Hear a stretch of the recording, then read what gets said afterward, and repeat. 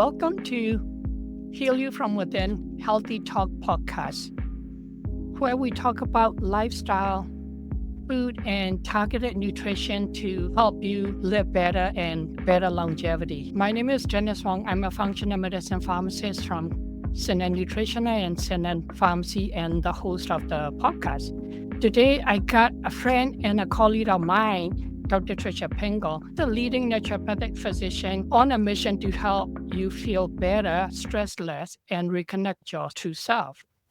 Having experienced what it's like to be overwhelmed and stressed, she now guides others just like you to break free from burnout and create a life filled with calm, energy, and balance. Her philosophy is simple: stress less, feel your music, and find your joy. Every time we're at the conference, Trisha's always the first to be dancing with the music and change everything, the whole atmosphere. And she's as a visionary CEO shaping the future of the holistic wellness. Dr. Pingle is the founder of Total Health Apothecary, a supplement line designed to nourish your body under stress, and the creator of the health program that empower you to take charge of your wellness.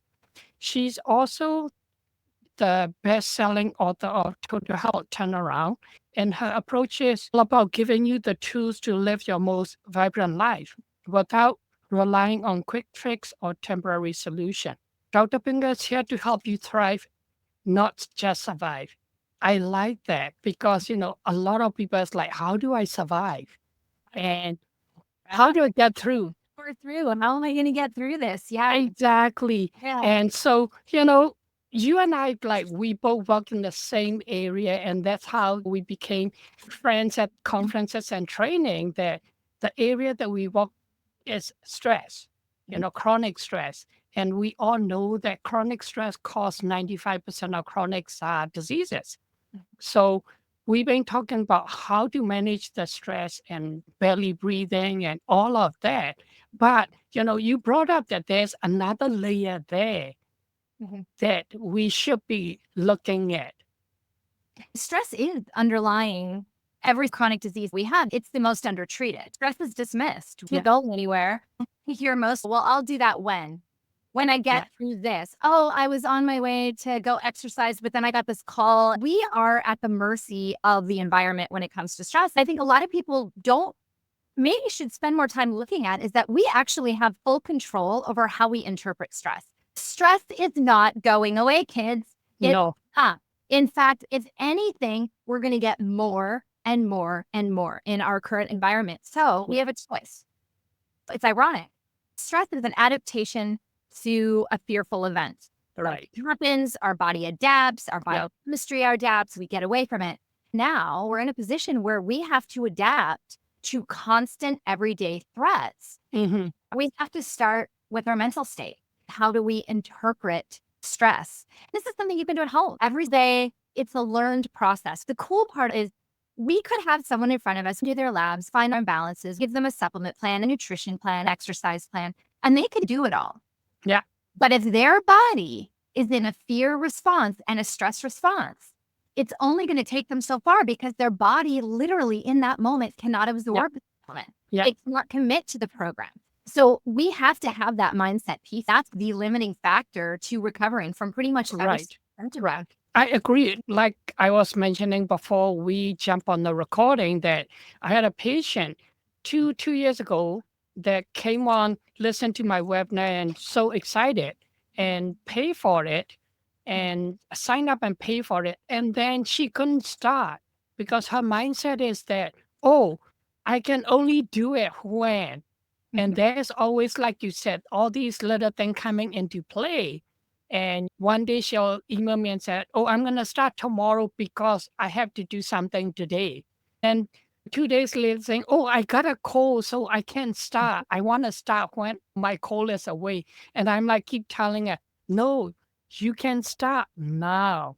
The sooner you start, the better it will be. It's going to support your body with the food and the supplement and all of that. But she cannot change the mindset. Her mindset is that, no, if I don't have all these external, like stress or external causing me, I can't concentrate. So I'm not going to do it until I can concentrate. And again, like perfectionism, right? You talked about it many times. And before you became a naturopathic doctor, you had wonderful life. When I found out what you done, I'm like, wow, I know somebody special. But from an aligned point of view, that's a stressful career. If you want to share a little bit. I was born into the fashion industry. My mom was a pretty well-known model at the time. My dad was the photographer, and I was born and I was put in front of a camera from 9 months old. I modeled through my childhood, took a break during the awkward years, and was signed by a major agency at around 11 or 12 years old. Started paying taxes, started collecting money, started, going to all these jobs with people that were adult. I had to show up on time. I had to be what they want. And that industry's hard. And it's very hard on an 11 or 12-year-old. It is definitely a world of perfectionism, right? Right. You stand here, you look perfect, be what other people want you to be. What's ironic, and what I've really been noticing lately, now that and I modeled through med school, through having children, I still occasionally get on a runway. Now, looking at our world media, social media, what I was exposed to at 11 and 12 was a small subset. Now, everybody's going through that. We're always comparing ourselves, being told to look, what to wear, how to handle things, and what the normal 40-year-old should be doing. And we are now all subjecting ourselves to the same level of expectation and perfectionism. What is the definition of perfect anyway? It's unattainable. Reformed perfectionist here, it is unattainable. You cannot reach it. Waiting for the perfect moment, for everything to fall in alignment. We put the money into the program, but if we can't do it perfectly, we don't start. That is not the way we get anywhere, because if we don't start, then nothing's going to happen. Yeah. It took me a long time, a lot of reflection and inner work to learn who I was and take care of myself. I went through horrible adrenal fatigue when I lost, multiple stressors. We all have them. Death in the family, potential issues, marriage, jobs, school. When my mom died at 40 of cancer, I was by her side and watched her decline. It took me down emotionally. All the things I had never dealt with. All of the identity I had placed on myself through her, watching her model, being in her footsteps, doing all these things. When she died, it was a massive hit. I found myself not loving my life anymore, not wanting to be present with my kids and family. My hair was falling out. I was muscle wasting and I had bags under my eyes. That was hard on me because I was thinking, what is everyone else thinking? I better just power through. No one's going to know. I'm going to see 12, 15 patients a day. I'm going to come home, take care of my kids, my family, the finances. There's a point where your body won't keep up. No. Body just gave up. In that moment, a lot of self-reflection. Out of all the things I did, the supplements, nutrition, exercise, the number one thing that turned my health around is I made that shift to who am I authentically, blocking out things I don't need and boundaries, not resonating with other people's low frequencies, and starting, doing something, right? Yeah, exactly. We talk about mindset and everybody's like, oh, mindset's hard. It's actually, like you said, learned. Yeah, nothing's easy, right? If you want to get somewhere, be somebody or be something, you have to put the work in. I was at Tony Robbins' finance event, and a lot of things that they said is, yeah, these are, the market, whatever, but it's your mindset. 80% is your mindset for everything. And 20%, yeah, it's free. So if you can do the 80%, then you can start taking action. The rest is 20%. So working the mindset, and rather than reacting to all the stress, like you said, people saying, oh, when I don't have stress, I'm going to be fine. Well, I've been told many times, the only time you don't have stress is when you're dead. Our body is created that way. Like you said, something unknown happened, then the fight or flight set in. You're going to fight or you're going to run. And that's how sympathetic, parasympathetic system in our system is wired. And so rather than, oh, how do I eliminate the stress? Oh, I'm going to wait until I don't have a stress to do this. For us, is we'll keep telling you, okay, how do you change your mindset? What do you do to change your mindset so that you can respond better? When you respond to stress better, you have time to do what you need to do. And what you want to do. You have to identify the bears that you have. If you were in the woods hiking and a bear comes around the corner, you freak out, right? Yeah. Body has a physiological change. And if you keep having another bear and another bear and another bear, at some point you're going to start to anticipate a bear. Yeah. We live our life in anticipatory stress. Exactly. The driving, I was like, please don't hit a tree. Well, he's never given me any indication that he's going to, right? But Right. worry about it. When we start to identify what are our bears, what are our anticipatory bears, and what are realistic and what aren't, right? Right. You can get rid of 80%. You're stressing out. Let's say over my son driving. I have to stop, take a deep breath and say, do I have control over the outcome? The answer is no. No. Is it worth my energy to worry about? No, right? Because you can't do anything. Can't do anything. So Yeah. number 3 is, do I hang on to it? Do I give it to someone else? Or do I let it go? When you do this exercise, you can let go of a good 80% of your bears. When you start to recognize them, you say, oh, I'm having that feeling, like scanning your body. Every time you feel that angst, you feel uncomfortable. Is this something I'm scared of? Am I anticipatory? Is it anticipatory? Those are things. Yes, there's these different levels of frequency we live in. When you're down in a stress response, a fear response, blame, anger, which honestly is what our social media world arrives on. They thrive Exactly. Yeah. on the scrolling, the clickbait, the anger, the fear. When you're down there, you're like 4 or 5 hertz. Right. When you come at a situation with love and gratitude, you're up in the 500 to 600 hertz, and you start to attract more love and gratitude. Right. So a simple way to look at it is every time you find yourself in that moment, a fear moment, you're like, okay, how can I reframe this into love and gratitude? It's not sugarcoating the world. Life happens. People have bad financial months. It's not like you go out, buy a whole bunch of cars and you don't have the money in the bank. But I don't want that car now, but I'm so grateful that I have an old car. That old car, it's gotten me so many places. Thank goodness that I'm alive to get in it and drive it. Yeah. Yeah. When my mom had cancer, she couldn't go to the bathroom by herself. How many times do you get up every single day and go to the bathroom and you don't think about it? You just do it. Yeah. How many times do you go to work and complain, oh, I hate my job? You have a job and you're able to get yourself there. Now you may not like it. If you don't like it, change it. Yeah. There's still gratitude. There's still Absolutely. these little practices. I know it sounds crazy, but if you do this daily multiple times per day, within 2 weeks, Yes.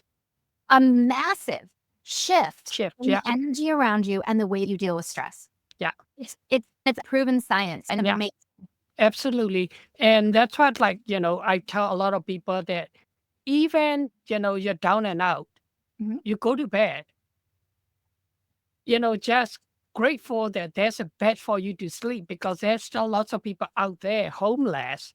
And, that's one of the community that I try to support and last a couple of years because in Winnipeg, it's really cold.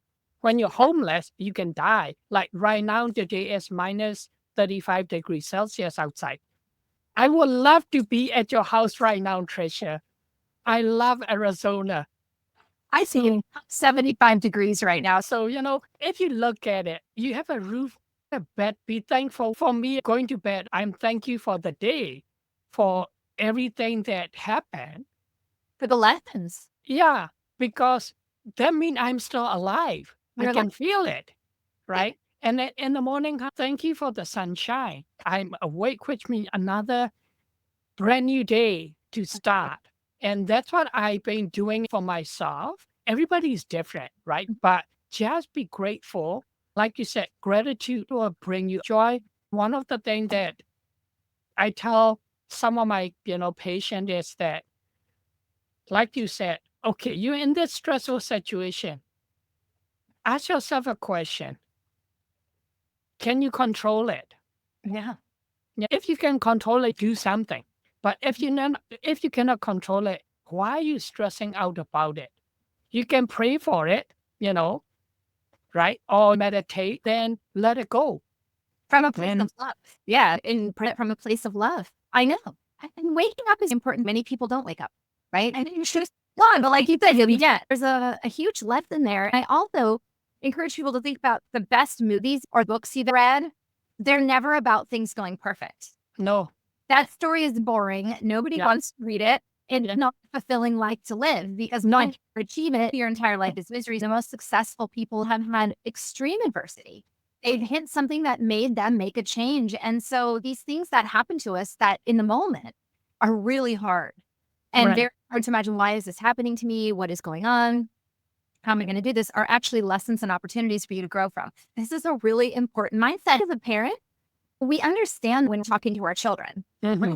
Child comes home and says, Yeah. "Hey, this, Yeah. this or that." Yeah. Like, oh, honey, it's just a learning experience. Let it go.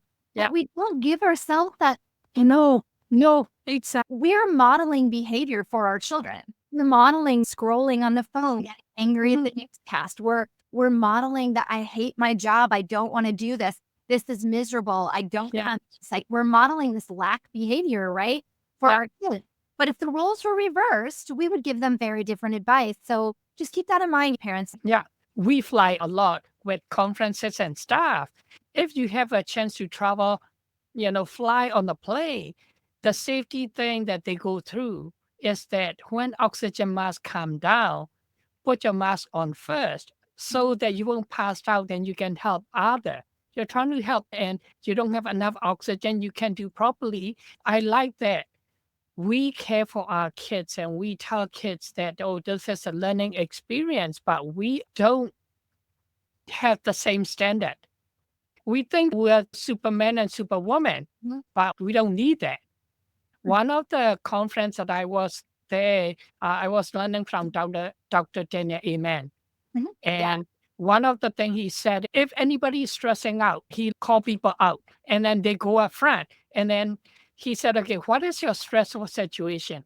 And then the person will say, this happening. He'll look at them and said, is this going to end your war? If not, then don't stress on it. Why? I don't know the difference between massive stressor or a little stressor. When our cell phone goes off in our pocket and it buzzes, that's a bear.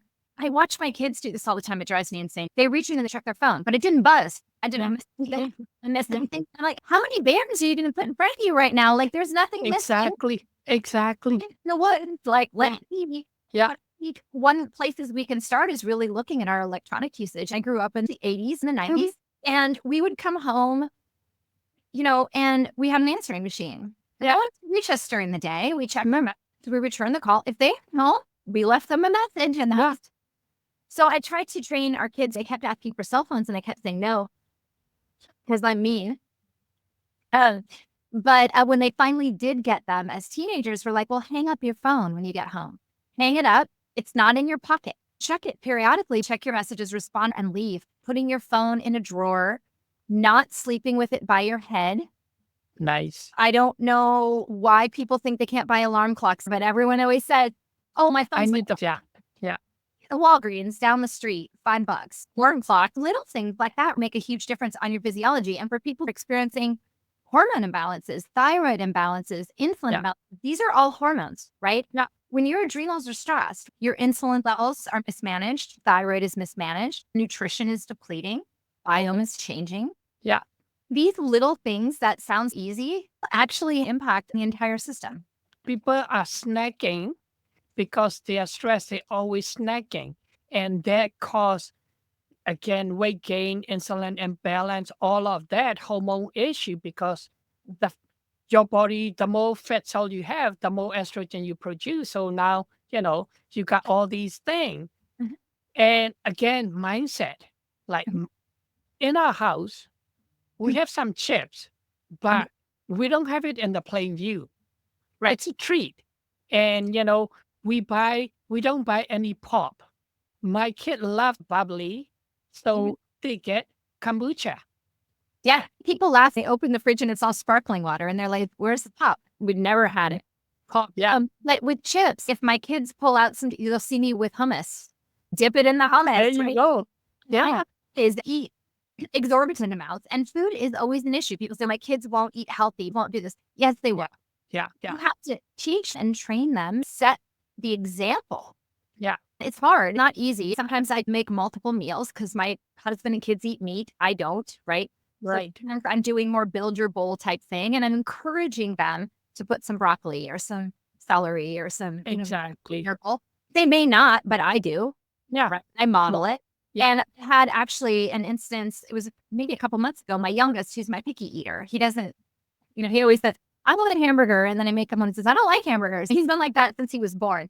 I've been doing this build your bowl thing regularly. And I'll put mushrooms on mine and nuts and seeds and all this type of thing. And a couple weeks ago, he's like, what are those? I said, mushrooms. Before he would have said no. He's like, can I try one? I said, put it on your bowl. There you go. He's asking for mushrooms. That only took 13 years. But now is better than never, right? Yeah. I got 2 boys, both teenager. And since they were little, we've been trying to teach them, like, working with them, eating the vegetables and stuff. And now, like my 19-year-old in the morning, what he'll do is he'll do his own smoothie Yeah, mine do too. with collagen, protein, greens, and berries. That's his breakfast because right. it's quicker. And I've been telling him that's what I do at lunch. Is blueberry and 2 scoops of protein and green and blend it. That's my lunch. So he's been hearing that for about a year now. Lately, last 3 months, he's like, I'm going to make smoothie for breakfast. I said, go ahead. When I came back from a retreat last time, there was creatine and collagen and stuff. So I came home, brought a jar of collagen from the conference, and he tried it. He likes it. So then I went and find a, clean organic collagen peptide powder for him. Now that's his protein for his smoothies. Like you said, you have to model it. You cannot say, do what I say, don't do what I do. You have to do what I say, what I do. So they see everything is learned experience, like you said. They see what you do, they will do exactly. You cannot tell them, you can't do this. And then they're going to say, well, you done it. I've seen it. So we can be hypocrite. Well, that's what stops us from taking action, right? Because we're like, my son doesn't like that type of food, so I'm not going to do it. Hey, if my son wants to cook his own meal, top ramen that he gets from somebody else, he can. Yeah. I'm not involved. And it's not that I'm helicoptering over that. I mean, I have a 13-year-old. They can learn on their own. Yeah. Feel good when they eat something. They know that. They know it. We had the same lunch. The smoothie, greens, protein powder, bananas and berries, nuts. Exactly. So it's good. And I like that we keep saying that learn experience. Like everybody's saying, oh, I fail. And we don't say I fail. That's like the word that you use subconsciously affect your mindset, right? So I keep telling them when they were little, when they were born, and then I said, we're not going to use S word. We're not going to use F word. We're not going to say fail. We're not going to say stupid because then, you accidentally say to them, oh, you're stupid. Then subconsciously they learn it that, oh, I'm stupid. And those kind of things. So I keep telling them that something didn't go the way you wanted. That's not failing. That's the experience that you're going to learn. And then you move forward and make it better. Yeah. And it's such a powerful point, our words. Yeah. I usually have my little rubber band on my wrist that I snap myself with. I took it off this morning. I was surprised how often I caught myself saying things that were self-deprecating or that were not in my favor. And I would snap it on my wrist and say it in a different way. Yeah. Failure is opportunity. I don't believe in failure. I've been knocked down more times than you can imagine. And I stood up more times, found a new path. And those are the things that define me. If I hadn't faced the perfectionism and the wisdom, if I hadn't lost my mom and dad, I would not be here helping others. No. And that is really powerful because my whole mission is to bring people joy and help people find their joy and spread that high energy so people can be successful. Nothing gives me greater joy than seeing somebody embrace that. Absolutely. Watching them go from sick to well in a heartbeat and watch them, once they're well, start paying it forward to other people and create this community that we lost digital world. Absolutely. And it's all about that community, paying it forward, that serving other people. And if I wouldn't have had these perceived failures, I would not be serving other people. No. And I think that's important. The words we use are very important. I wake up every morning and say, I am statements. We spend a lot of our life saying, am I good enough? Am I Yeah. strong enough? Do Yeah. I have enough skills? But if you say, I am confident, I am grateful, I am paying it forward, I am serving others, I am strong. Absolutely. Even this uh, discussion, I caught myself saying, try. You do or you don't. There's no try. And, that actually hold you back Mhm. because when you said try, you're not totally committed. No, you're going to try. You're Yeah. already setting yourself to not do it. So if you Yeah. don't do it, don't do it.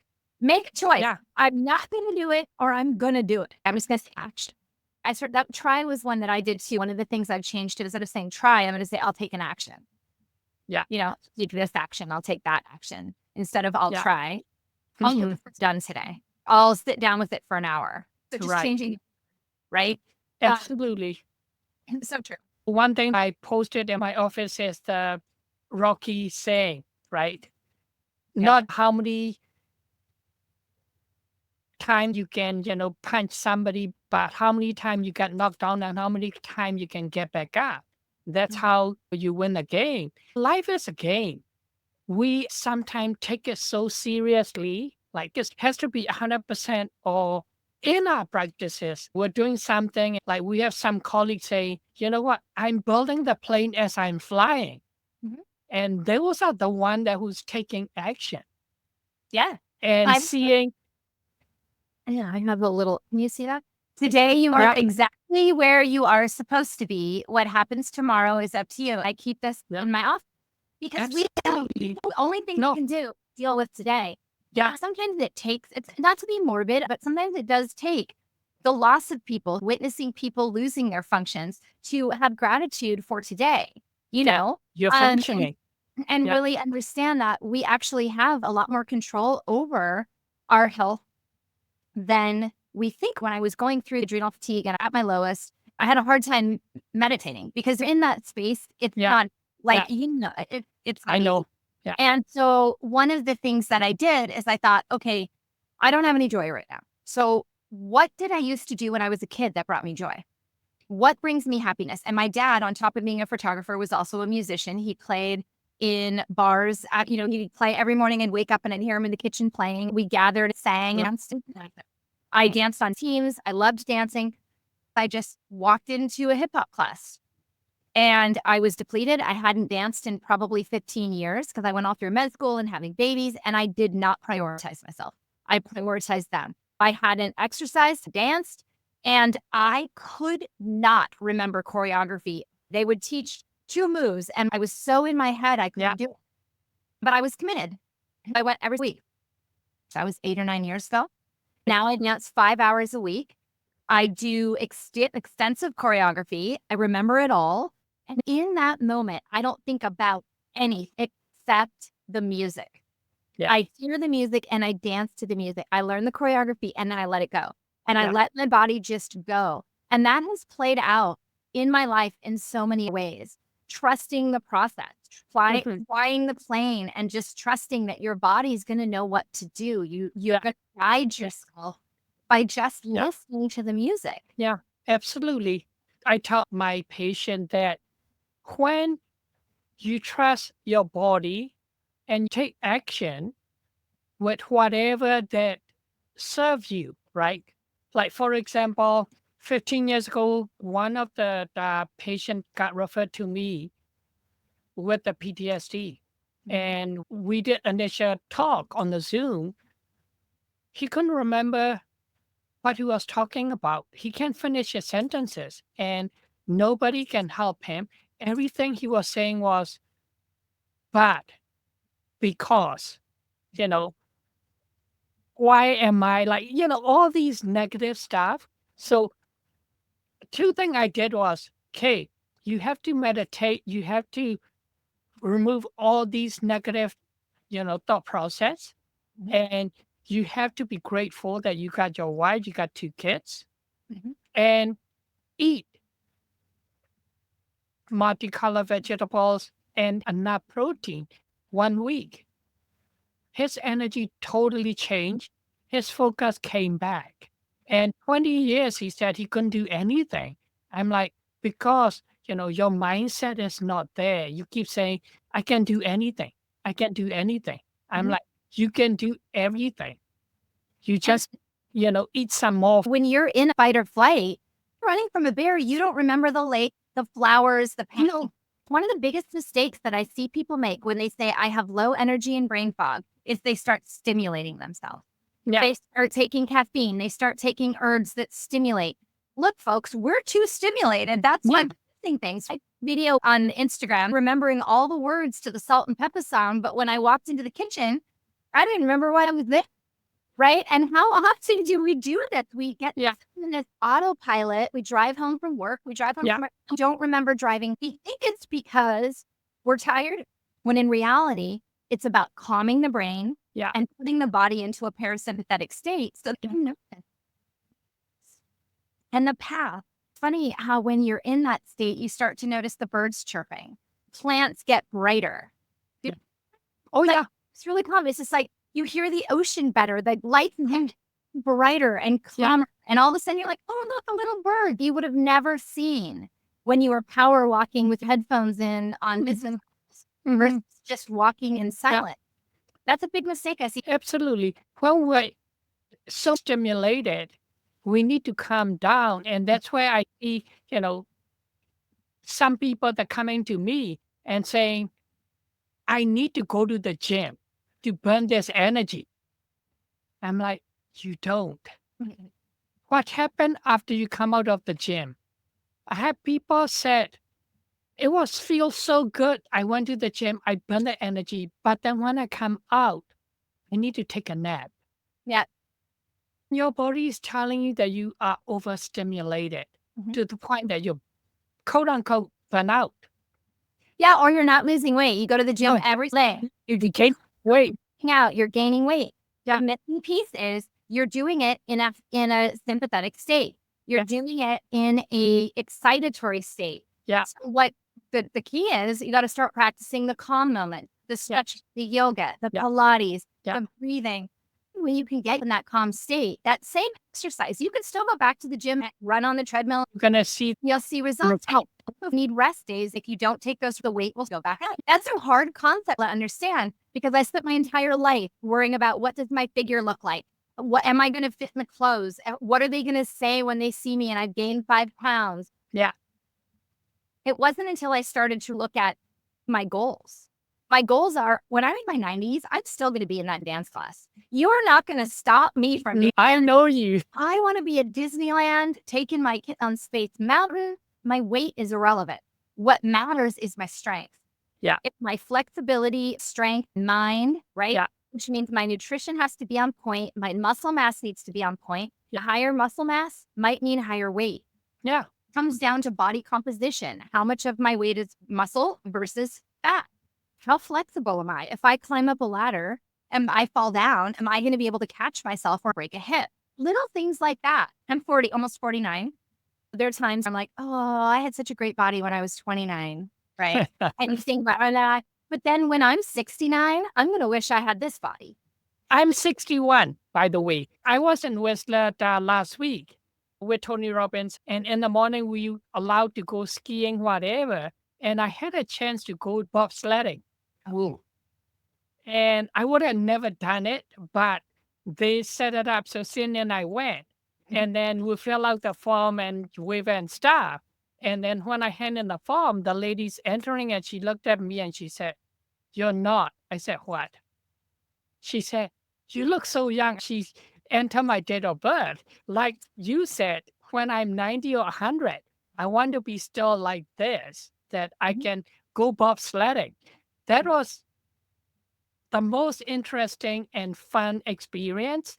I may do it once a year because I learned that even Olympic competitors, when they do training, they are not allowed to run 3 runs a day max because of the G-force. Oh, yeah.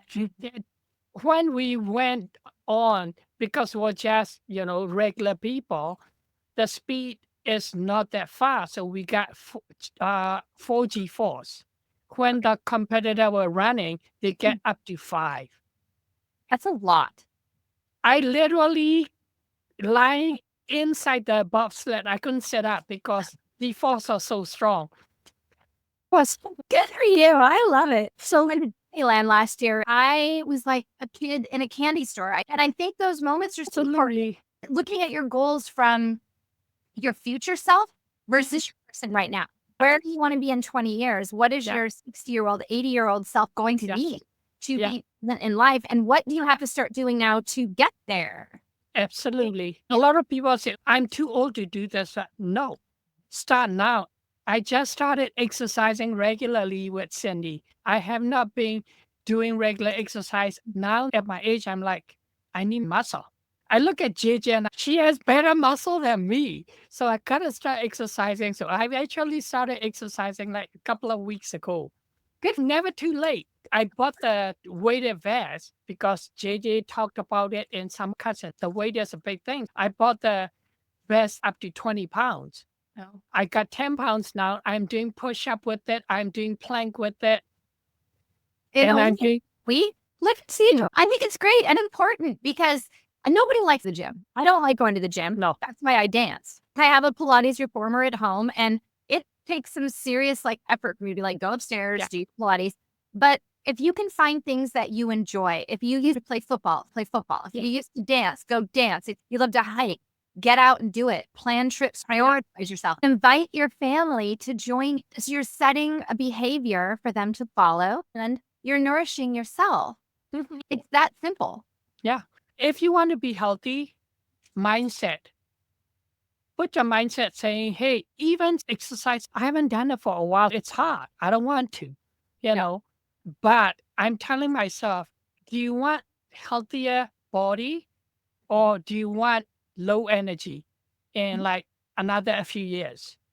Well, Yeah. I want a healthier body functioning, Mhm. right? Peter Diamandis just came and told us that, used to be that human will live up to 120 years of age. But now the studies and research that they are doing, Yeah. it's infinite because Yeah. every year, whatever you're doing, it's at another half a year.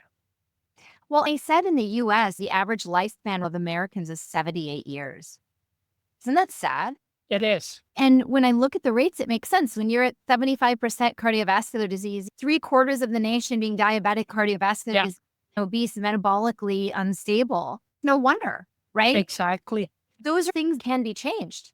Looking at nutrition, movement, supplementation for your unique body and mind. And all it is just making a choice to be like, I'm going to take every day as another step forward and not worried about doing it perfectly. If I look back at my health, life, and my relationships a year ago versus 5 years ago versus 10 years ago, I've grown. And I didn't think about it, but the amount I've grown in all those times, imagine how much more I've grown 5 years from now. No, it really does come down to mindset, Dennis. I think it comes down to looking around and saying, is this the way I want to go? What outcome I want? And I use dream boards for this. I have a wall where I write things. I want a gorgeous, relaxing backyard. So I make sure I get one at some point. Now, if you do this with your health, same thing. I want to ride Space Mountain. I don't want a sign that says if you're over X amount, you can't ride. Right. Me. Exactly. Look at your goal and then walk backward. To achieve that goal, what do you need to do now? In 5 years, you want to be this type of function, mindset, focus. Then to achieve that, what do you do now? People say, oh, I can do this. But look at it. Whatever you can do in a year, you may not reach that, what you want to do in the health and wealth. But how about 5 years?